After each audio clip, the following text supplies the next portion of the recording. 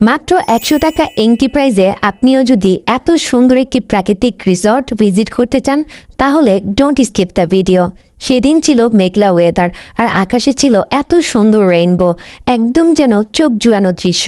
খুব সুন্দর ওয়েদারের কারণে রিসর্টের পরিবেশটা যেন আরও সুন্দর হয়ে উঠেছিল। এখানে পরিবেশ যেমন সুন্দর তেমনি ছিল অনেক অনেক অ্যাক্টিভিটিস, সাথে এখানে আরও ছিল অনেক বড় একটা সুইমিং পুল। চাইলে আপনারা এখানে সুইমিংও করতে পারবেন। তাদের রিসর্টটা অনেক সুন্দর করে সাজানো ছিল, অনেক প্রকারের দোলনা ছিল অ্যান্ড আরও ছিল বাচ্চাদের জন্য অনেক অনেক অ্যাক্টিভিটিস। এখানে বাচ্চারা যত খুশি তত খেলতে পারবে, আপনাকে এটার জন্য এক্সট্রা করে কোনো প্রকার পে করতে হবে না। আমাদের বেবিগুলোও এখানে খুব বেশি এনজয় করছিল। রিসর্টের এখানে অনেক ধরনের পিকচার পারফেক্ট লোকেশন ছিল, যেখানে বসে ভিডিও বা ছবি তুললে আপনার মনে হবে যে আপনি দেশের বাহিরে চলে এসেছেন। এত সুন্দর পরিবেশে আসলে সবাই আসতে চায়। এখানে অনেক সুন্দর একটা ব্রিজ ছিল, ঝর্ণা, এখানে ছিল আরও মাছ।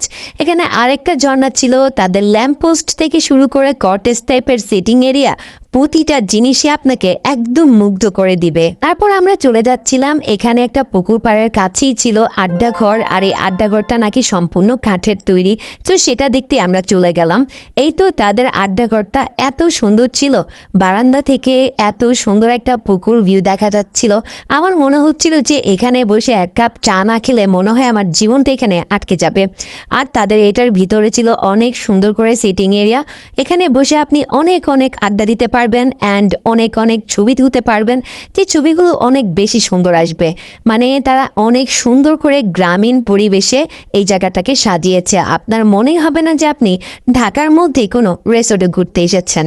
রিসোর্টটির লোকেশন আমি বলে দিচ্ছি, এটা হচ্ছে ঢাকার গাজীপুরে অ্যান্ড রিসোর্টের নাম হচ্ছে নীলাম্বরী রিসোর্ট।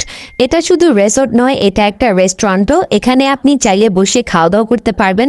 তাদের এখানে আলাদা করে ফুডকার্ট দেওয়া ছিল। আপনি এখানে আপনার পছন্দ মতো ফুচকা চটপটি থেকে স্টার্ট করে এখানে আপনি বসে চাইনিজ আইটেমও ট্রাই করতে পারবেন। তাদের এই সেকশনটা ছিল আরও বেশি সুন্দর। ইনডোরেও তারা সেটিং এরিয়া ছিল আর এত সুন্দর ভিউ ছিল যে আমি বলে বোঝাতে পারবো না।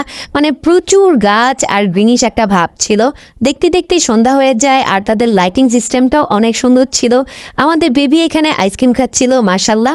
সো এইটার সেকেন্ড ফ্লোরটাও আমি চেক করতে যাচ্ছিলাম। তাদের ওইখানেও নাকি সিটিং এরিয়া ছিল অ্যান্ড এখান থেকেও মাশাল্লাহ অনেক সুন্দর ভিউ পাওয়া যায়। আই হোপ আপনাদের কাছে এই ভিডিওটা প্লাস এই জায়গাটা খুব বেশি ভালো লেগেছে। যাদের ভালো লেগেছে তারা অবশ্যই কিন্তু ভিজিট করবেন আর আমার পেজের সঙ্গেই থাকবেন। যারা এখনো ফলো করেননি তারা অবশ্যই ফলো করে দিবেন।